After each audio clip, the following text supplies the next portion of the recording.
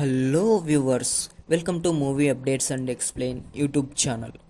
ఇక మూవీ స్టోరీలోకి వెళ్తే కలియుగ యుద్ధం జరుగుతూ ఉంటుంది. ఆ యుద్ధంలో చనిపోయిన ఎంతోమంది సైన్యాన్ని చూసి సామ్రాట్ అశోకుడు ఎంతో బాధతో పశ్చాత్తాపడి నాలోని దైవశక్తే ఈ విధ్వంసానికి కారణమని తనలోని దైవశక్తిని 9 గ్రంథాల్లోకి పంపించేస్తాడు.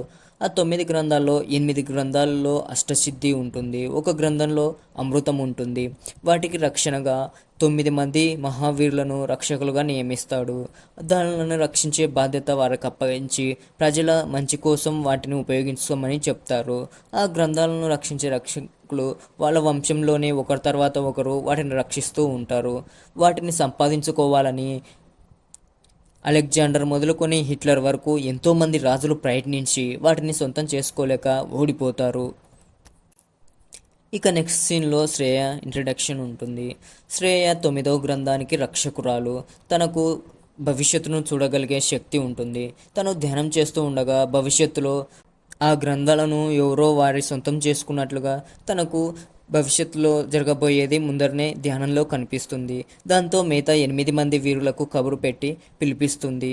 వచ్చిన వారిలో జగపతి బాబు ఒకరు. జగపతి బాబు మొదటి గ్రంథానికి రక్షకుడు. తనకు తాంత్రిక విద్య వస్తుంది. జగపతి బాబుతో శ్రేయ, మీ ఆశ్రమంలో ఒక విపత్తు రాబోతుంది, అది మీ నుంచి మొదలై మిగతా అన్ని గ్రంథాలను సొంతం చేసుకునే అవకాశం ఉంది అనేసి చెప్తాడు. దానికి జగపతి బాబు, ఏ విపత్తు వచ్చినా వాటిని ఎదుర్కోవడానికి నా తాంత్రిక విద్య ఉంది, దాంతోపాటు ఆ తాంత్రిక గ్రంథాన్ని రక్షించే ప్రతి ఒక్క సైనికుడు ఆ గ్రామం మొత్తం సైనికులు అని చెప్తాడు. మిగతా వారు కూడా వాటిని రక్షించడం ఎలాగో మాకు తెలుసు, మొదటి రక్షకునే మాటే మా మాట అని చెప్పి అందరూ శ్రేయ మాటలను పట్టించుకోకుండా వెళ్ళిపోతారు. తర్వాత శ్రేయ ఆ గ్రంథాలు అతని సొంతం కాకుండా ఏం చేయాలనో అని మార్గం కోసం అన్వేషిస్తుంది.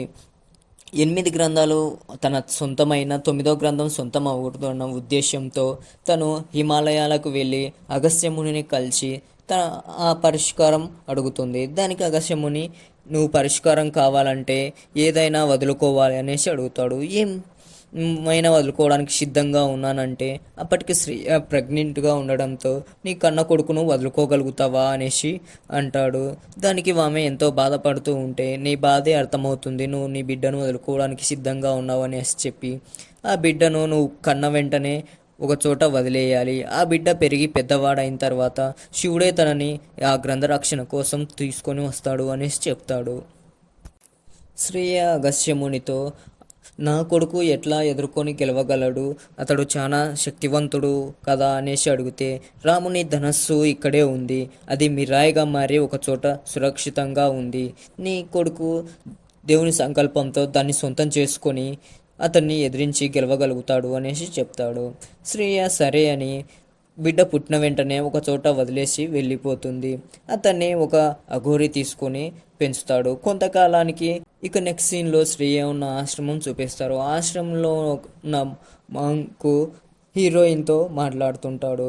ఒక రాక్షసుడు బయలుదేరాడు. తన ఇప్పటికే 3 గ్రంథాలను సొంతం చేసుకున్నాడు. తనకిన మిగతా గ్రంథాలను సొంతం చేసుకుంటే తనను ఎవ్వరూ ఆపలేరు.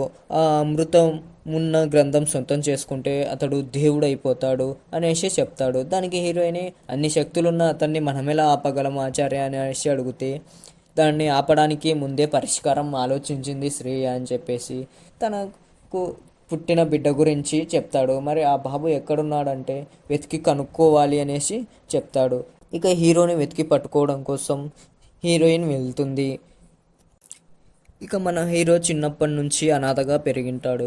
ఒక చోటు నుంచి ఇంకో చోటుకి వెళ్తూ జీవిస్తూ ఉంటాడు. ఆకాశంలో చుక్కలు చూస్తూ వెళ్ళే తోక చుక్కను చూసి ఆ చుక్క ఎటువైపు వెళ్తే ఆ దిక్కుగా వెళ్ళి అక్కడ ఏదో ఒక పెద్ద టౌన్లో జీవిస్తూ ఉంటాడు.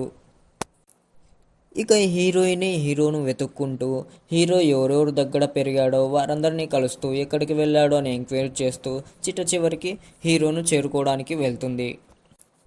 ఇక నెక్స్ట్ సీన్లో హీరో తేజ సత్య ఇంట్రడక్షన్. హీరోను కొంతమంది రౌడీలు కట్టేసి ఉంటారు.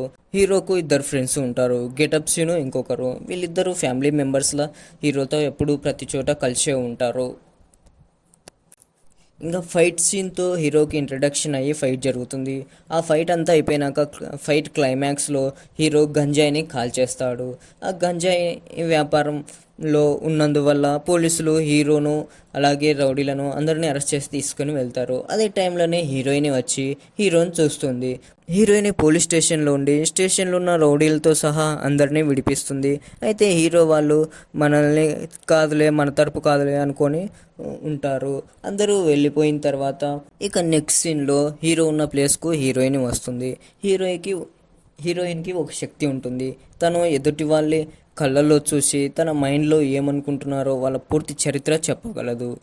అలాగే హీరో ముఖంలోకి చూస్తే హీరోయిన్కి ఏమీ కనిపించదు, ఏమీ అర్థం కాదు. దాంతో హీరో ఏంటి అలా చూస్తున్నావు అంటే, నేను ఎవరి ముఖాన్నైనా చూసి వాళ్ళని అట్లే చదివేయగలను, నిన్ను చదివేయలేకపోతున్నాను అనేసి అంటుంది. దానికి గెటప్ సీను ఏంటి నిజంగానా, అయితే నా ముఖం చూసి ఒకసారి చదివి చెప్పు అనేసి అంటాడు.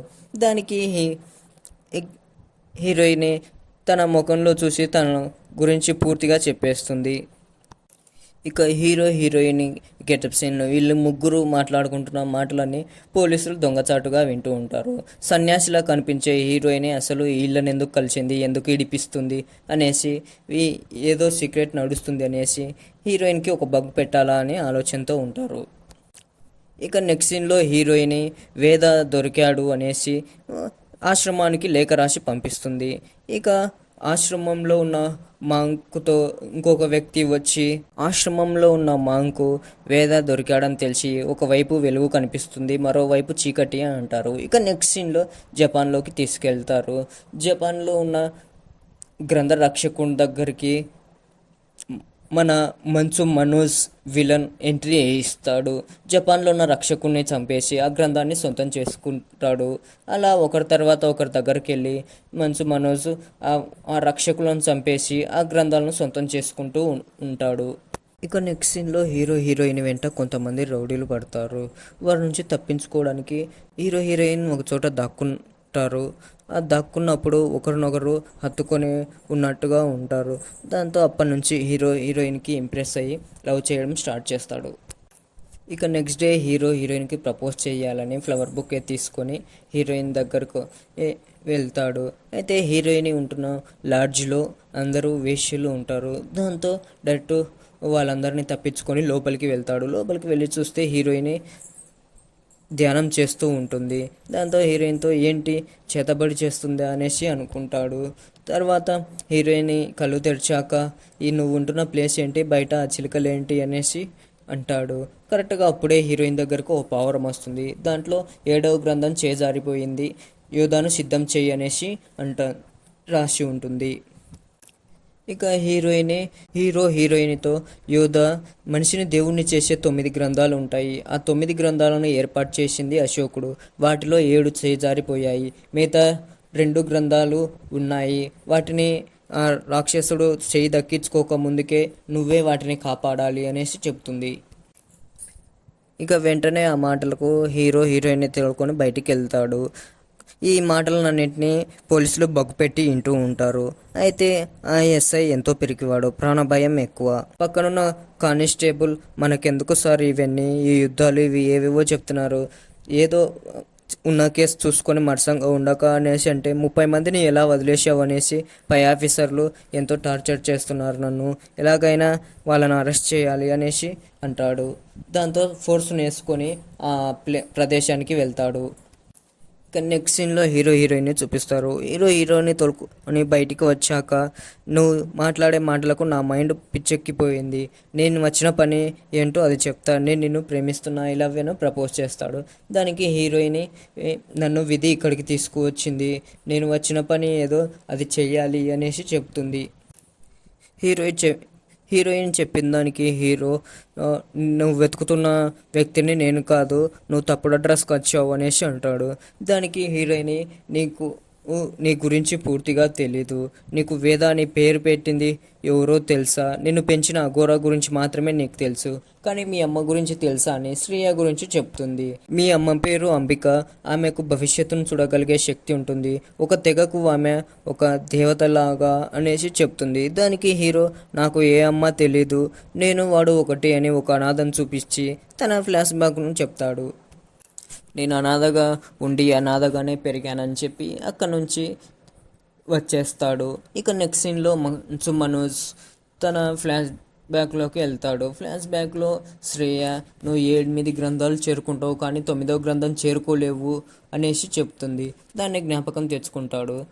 తన దగ్గరున్న ప్రొఫెసర్ 8 గ్రంథాలు ఎలాగో దక్కించుకొని 9వ గ్రంథాన్ని చేరుకోవాలి, అంబిక వేసిన ఆ ఎత్తును గెలిచి ముందరికి వెళ్ళాలి అని అంటాడు.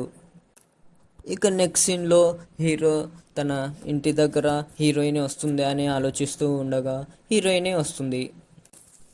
హీరోయిన్ వచ్చిన వెంటనే హీరోను బయటికి తీసుకువెళ్ళి హీరో ఇంటి ముందర ఉన్న కారును చూపించి, ఈ కారు గురించి తెలుసా అంటే, ఇది నేను దొంగతనం చేసిన కారు అనేసి అంటాడు.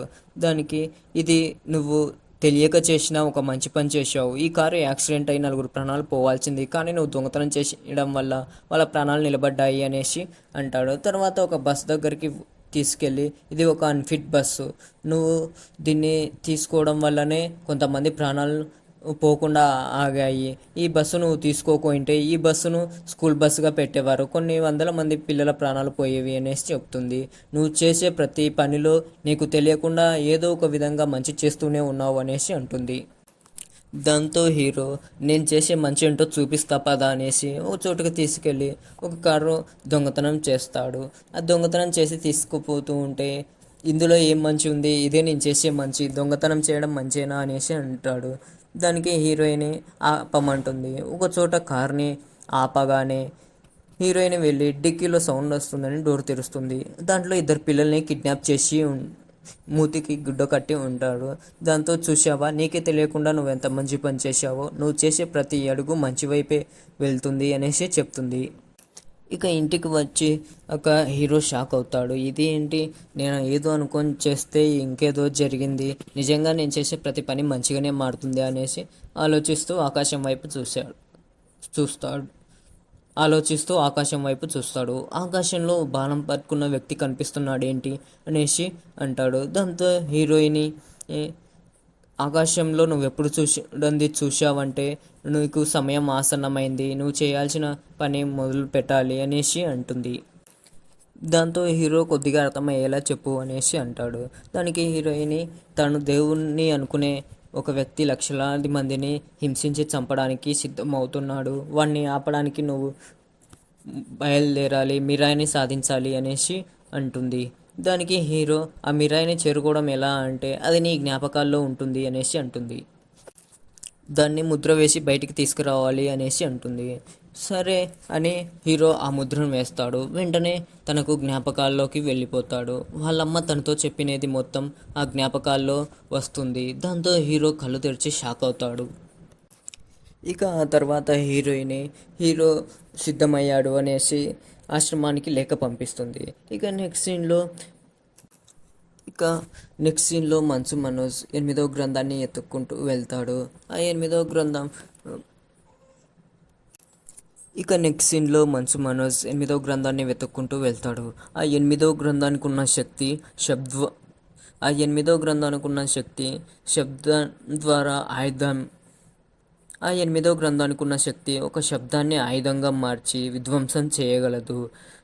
మంచు మనోజ్ దాన్ని ఎత్తుక్కుంటూ వెళ్తాడు. ఆ రక్షకుని అతని వాళ్ళను అందరినీ పై దాడి చేస్తాడు.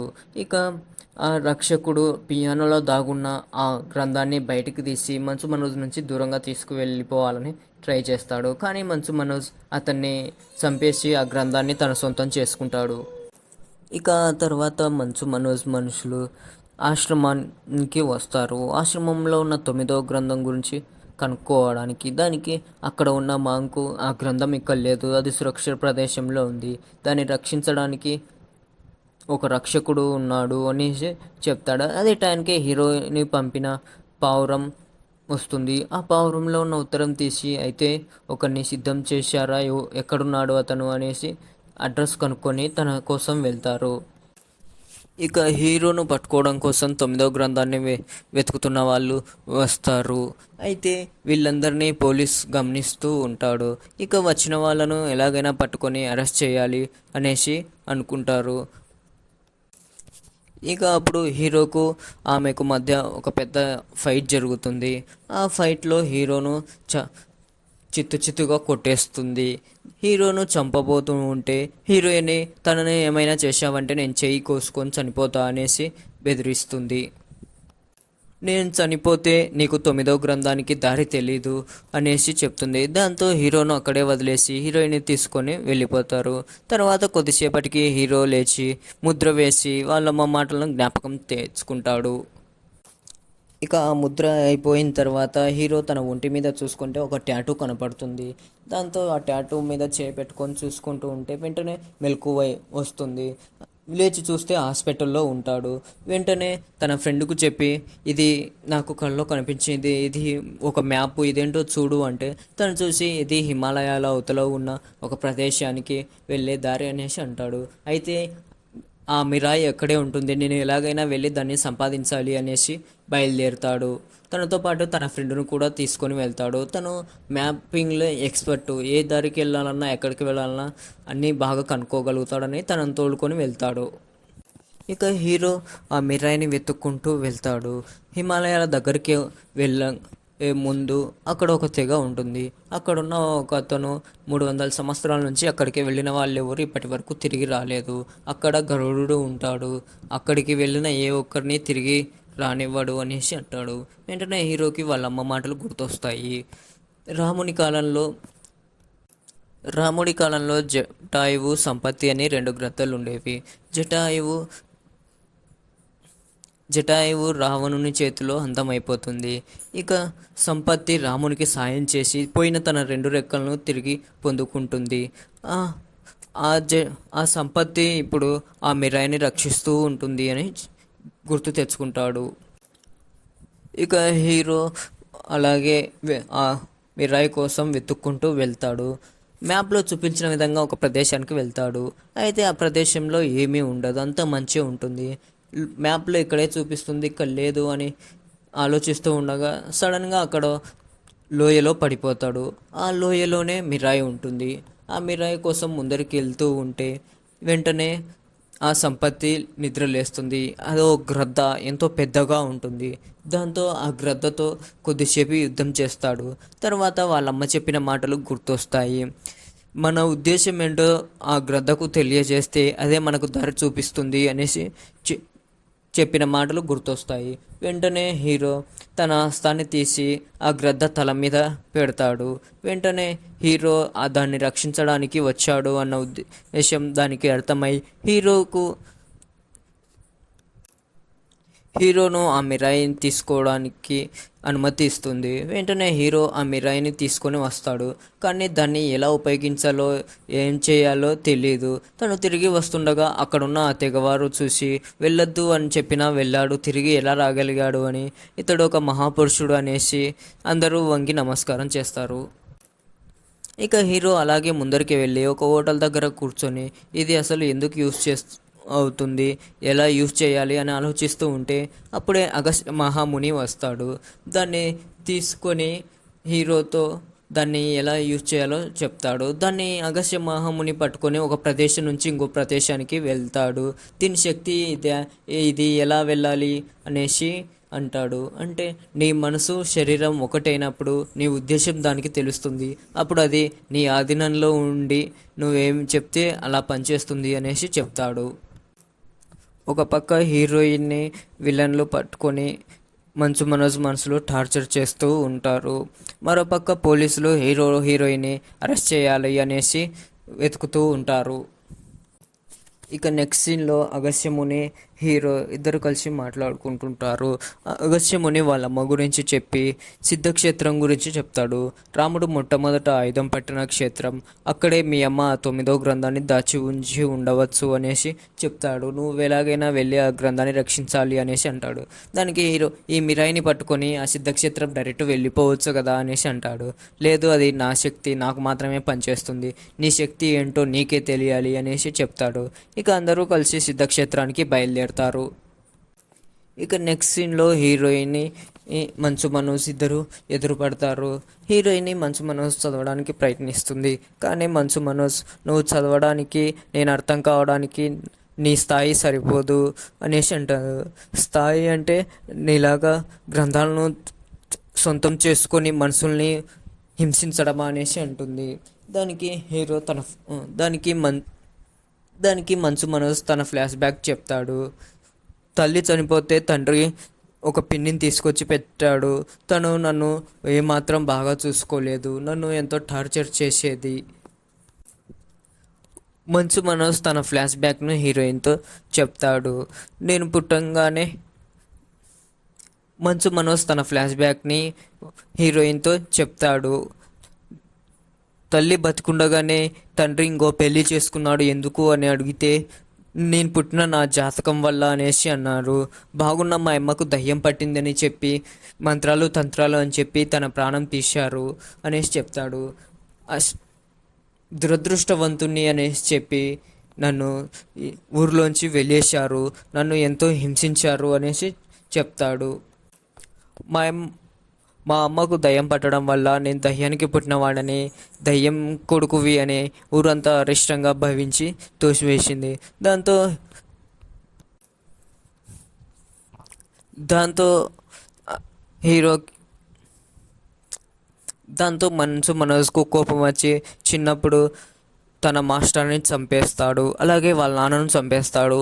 అయినా తన కోపం చల్లారక ఊరు మొత్తాన్ని తగలబెట్టేస్తాడు. దాంతో ఊరు మొత్తం కాలి బూడిదైపోతుంది. నన్ను అలా తక్కువవాడిగా చూస్తుంటే ఏ దేవుడు వచ్చి ఎవరు ఆదుకోలేదు. అందుకే ఎవరి సామర్థ్యం ఉన్నోడు వాడు ఎదగాలి.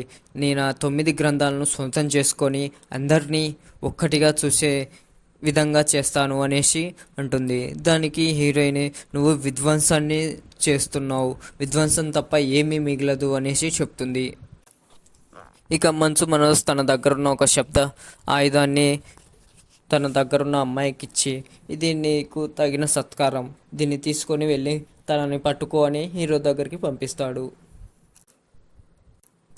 ఇక నెక్స్ట్ సీన్లో హీరో సిద్ధక్షేత్రానికి వెళ్ళింటాడు. ఆ సిద్ధక్షేత్రంలో ప్రతి ఒక్కరి ఆయుధాన్ని రాముని పాదాల దగ్గర పెట్టి పూజ చేస్తుంటారు. ఇక హీరో కూడా మిరాయిని తీసుకెళ్ళి, ఇది కూడా ఆయుధమే, దీన్ని పూజ చేయమంటే అక్కడ ఉన్నవారు ఇది ఏమి ఆయుధం, ఇది ఆయుధం కాదు, తీసుకెళ్ళు అనేసి అంటారు. దాంతో హీరో ఇదేంటి ఇంత గొప్ప ఆయుధాన్ని పూజ చేస్తలేరు అనేసి అనుకుంటూ ఉంటాడు. పక్కన ఓ పాప ఇదంతా గమనిస్తుంది. పద, నీకు పూజనే కదా కావాల్సింది అనేసి రాముడు, ఆ పాప హీరోతో, ఇది ఆయుధమే, గుడి వెనుక ఒక ప్రదేశం ఉంది, అక్కడ రాముడు తపస్సు చేశాడంట, అక్కడికి వెళ్ళి ఇది పూజ చేయి, నువ్వు అనుకునేది నెరవేరుతుంది అనేసి చెప్తుంది. దాంతో హీరో అక్కడికి వెళ్తాడు. అక్కడికి వెళ్ళంగానే హీరోయిన్ని తోలుకొని మంచు మనోజ్ మనసులో వస్తారు. ఇక ప్రదేశానికి వాళ్ళు వచ్చిన తర్వాత అక్కడ ఒక పెద్ద ఫైట్ జరుగుతుంది.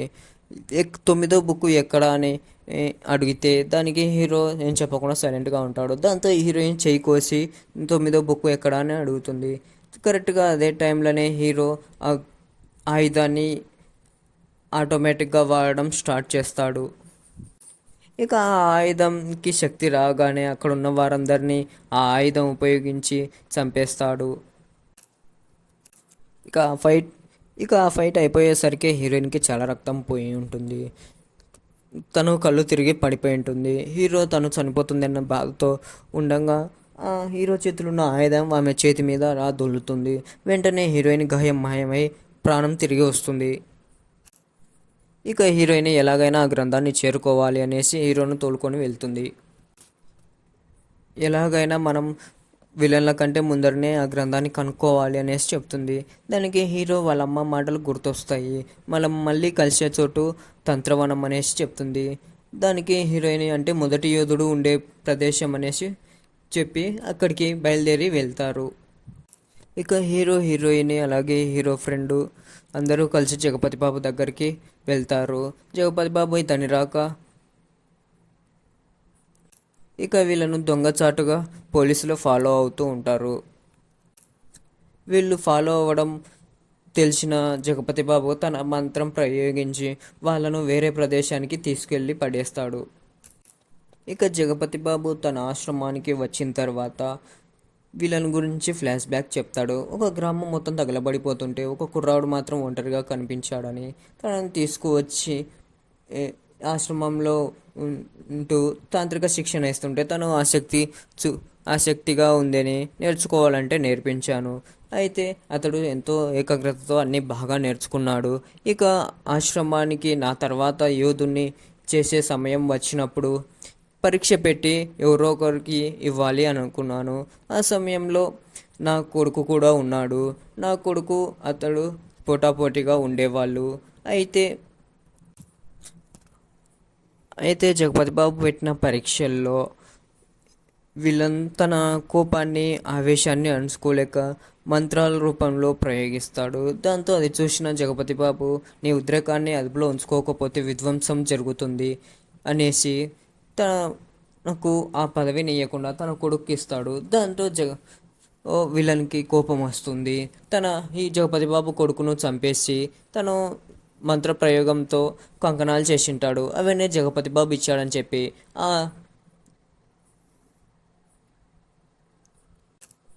ఆశ్రమంలో ఉన్న వారందరికీ చేతులకు కడతాడు. తర్వాత గురువు దగ్గరకు వచ్చి వాళ్ళందరినీ హింసించి గురువును బంధిస్తాడు. కరెక్ట్గా అందరి ప్రాణాలు పోయే మూమెంట్లో శ్రీయ వస్తుంది. శ్రీయ వచ్చి తను చేసిన మంత్రానికి వ్యతిరేకంగా ముద్ర వేసి తను అగ్నిలో ఆహుతి అయ్యి వారందరినీ విడిపిస్తుంది. నీకు ఒక గ్రంథం దొరికింది, ఇంకా 8 గ్రంథాలు కావాలి. ఆ 8 గ్రంథాలలో 8 గ్రంథాల్లో 7 గ్రంథాలు సాధించగలవు. ఇప్పుడు నీ దగ్గర ఉన్న దాంతో 8 అవుతాయి. 9వ గ్రంథాన్ని మాత్రం నువ్వు ఎట్టి పరిస్థితుల్లో చేరుకోలేవు అనేసి అంటాడు. నేను ఎలాగైనా వాటిని చేరుకొని సాధిస్తాను, నీ శక్తిని మించిన శక్తివంతుని అవుతాను అనేసి అక్కడి నుంచి వెళ్ళిపోతాడు. దానికి హీరో జగపతి బాబుతో అయితే మా అమ్మగారు బతికిలేరా అంటే తను ఈ అగ్ని రూపంలో ఇక్కడే ఉంది అనేసి మండుతున్న అగ్నిని చూపిస్తాడు. ఇక హీరో మా అమ్మ ఆ గ్రంథాన్ని రక్షించడం కోసం ఈ తెగలను రక్షించడం కోసం తన ప్రాణాలను బలిచ్చింది. ఎలాగైనా మా అమ్మ ఆశయం నెరవేర్చాలి అనేసి ఆ గ్రంథం ఎక్కడుందో కనుక్కోవాలి అనేసి చూస్తూ ఆకాశంకి వెళ్ళి చూస్తాడు. వెంటనే తనకు ఎప్పుడు కనిపించే ఒక తోకచుక్క ఒక దిక్కు నుంచి వెళ్తుంది. ఖచ్చితంగా గ్రంథం అదే దిక్కే ఉంటుంది అనేసి వెతుక్కుంటూ ఒక గుహలోకి వెళ్ళి అక్కడున్న గ్రంథాన్ని చూస్తాడు. ఎంతో రక్షణగా ఉన్న గ్రంథాన్ని బయటికి తీసుకొని వస్తాడు. ఇక నెక్స్ట్ సీన్లో మంచు మనోజ్ ఎన్నో కంకణాలను తయారు చేస్తుంటాడు. అలాగే జగపతి బాబు హీరోతో మాట్లాడుతూ ఉంటాడు. వాడు నా తెగపై కంకణాలతో ఏ విధంగా మంత్రప్రయోగం చేశాడో అలాగే ఎంతోమంది మీద మంత్రప్రయోగం చేయాలి అని అనుకుంటున్నాడు. కుంభమేళలో లక్షలాది మంది వస్తారు. వారిపైన ఈ మంత్రప్రయోగం చేసి వాళ్ళందరినీ అంతం చేయాలని చూస్తున్నాడు అనేసి అంటాడు. నువ్వు అతన్ని ఎదుర్కోవడానికి వెళ్తున్నావు. నీ గ్రంథం నీకు సొంతమైందని తెలుసుకొని ఉంటాడు. తనే నిన్ను వెతుక్కుంటూ వస్తాడు. నువ్వు ఎలాగైనా ఎదుర్కొని కొన్ని వందల మంది లక్షల మంది ప్రాణాలు కాపాడాలి అని చెప్తాడు.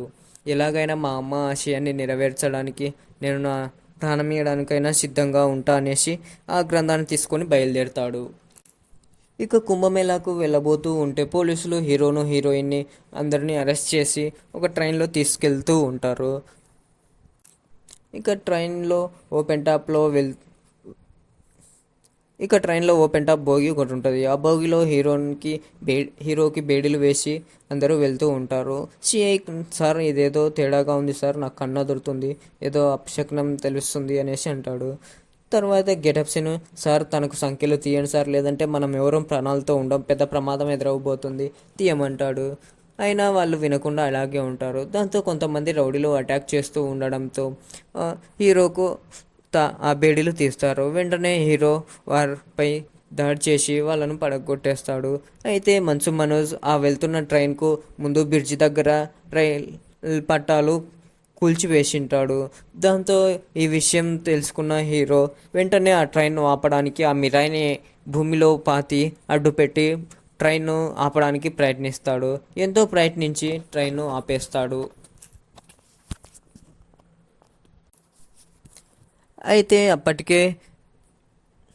అయితే అప్పటికే మనోజ్ కుంభమేళాలోకి ఆ కంకణాలన్నింటినీ పంపించింటాడు. అందరికీ ఉచితంగా ఇవ్వడంతో అందరూ వాటిని తీసుకొని వాళ్ళ చేతులకు వేసుకుంటారు. దానివల్ల వాళ్ళు ఆ మంత్రప్రభానికి లోనయ్యి చేతులు నిలుక్కపోయి నరాలు బయట వస్తాయి. ఒక గంట సేపు ఉంటే ఇంకా ప్రాణాలు పోతాయి అనే విధంగా వాళ్ళు స్టాచ్యూలాగా నిలబడిపోతారు. ఇక ఇటుపక్క హీరోకు విలన్కు ఫైట్ జరుగుతూ ఉంటుంది. సడన్గా హీరోలోని మిరాయి మనోజ్ చేతిలోకి వెళ్తుంది. మనోజ్ దగ్గర ఉన్న బ్లాక్ స్వోర్డ్ హీరో చేతిలోకి వస్తుంది. దాన్ని మంచు మనోజ్ వాడాలని చూస్తే ఆ మిరాయి పనిచేయదు. అది మంచి వాళ్ళ చేతుల్లోనే పనిచేస్తుంది, ఇలాంటి చెడ్డ వాళ్ళ చేతుల్లో కాదు అనేసి అంటాడు. ఇద్దరికి పెద్ద ఫైట్ జరుగుతుంది. ఆ ఫైట్లో హీరో ఓడిపోతాడు. ఇక మంచు మనోజ్ ఆ 9వ గ్రంథాన్ని తీసుకొని ఆ 9 గ్రంథాలను ఒకటే చోట ఏర్పరచుకొని వాటిలోని శక్తులు మొత్తం పొందుకొని అమరత్వాన్ని పొందుతాడు. ఇక తర్వాత హీరోకు విలన్కు జరిగిన ఫైట్లో హీరోకు బాగా గాయాలై పడిపోతాడు. ఇక చివరిగా తను ఒక ముద్ర వేసి తన దగ్గర పతిబాబు ఇచ్చిన ఒక కంకణం ఉంటుంది. ఆ కంకణాన్ని విలన్ మొట్టమొదటిసారి జగపతి బాబు దగ్గర ప్రయోగించింటాడు. ఆ కంకణాన్ని తీసుకొని హీరో ముద్ర వేస్తాడు. అయితే ఫ్లాష్ బ్యాక్లో శ్రేయ అగస్త్యమునిని అడిగింటుంది. తన ప్రాణాలు పోగొట్టుకోడా ఈ యుద్ధంలో అనేసి అడిగితే మంచి కోసం పోరాడే వారికి ప్రకృతి సైతం సాయం చేస్తుంది అని అగస్త్యముని చెప్తుంటాడు. హీరో శ్రేయ వేసిన ముద్రనే వేస్తుంటాడు. దాంతో అది అగ్నిలాగా మారి హీరోను కాల్చేస్తుంది. అయితే అదే టైంలోనే వర్షం పడడంతో ఇక ఆ మంట ఆరిపోతుంది. అయితే ఆ ముద్ర వేయడం వల్ల ఆ కంకణాలు కట్టుకున్న కుంభమేళాలో ఉన్న ప్రతి ఒక్కరి చేతిలోకి కంకణాలు ఊడిపోతాయి. ఇక ఆ తర్వాత హీరో లేస్తాడు. అయితే ఆ మిరాయి తనంతటా తనే లేచి నిలబడుతుంది. దాంతో హీరో షాకై చూస్తూ ఉండగా ఆ మిరాయి రాముని కోదండంగా మారుతుంది. ఆ ధనస్సును తీసుకొని హీరో మంచు మనోజ్ వైపు బాణాన్ని వదులుతాడు. ఆ బాణం గుచ్చుకోవడంతో ఇక మంచు మనోజ్ అక్కడికొక్కడే చనిపోతాడు. దాంతో తను ప్రయోగించిన మాయా మంత్రం మొత్తం పోతుంది. ఇంతటితో సినిమా అయిపోతుంది. అయితే క్లైమాక్స్లో ఒక చిన్న సీన్ ఉంటుంది. దగ్గుబాటి రానాను ఇంట్రడ్యూస్ చేసి పార్ట్ 2 ఉండే అవకాశం ఉందని ఈ టీం అనౌన్స్ చేసి అంతటితో సినిమాని క్లోజ్ చేస్తుంది. Thanks for watching this video. ఇలాంటి మరిన్ని వీడియోస్ కోసం మన ఛానల్ని సబ్స్క్రైబ్ చేసి ఈ వీడియోని లైక్ చేయండి.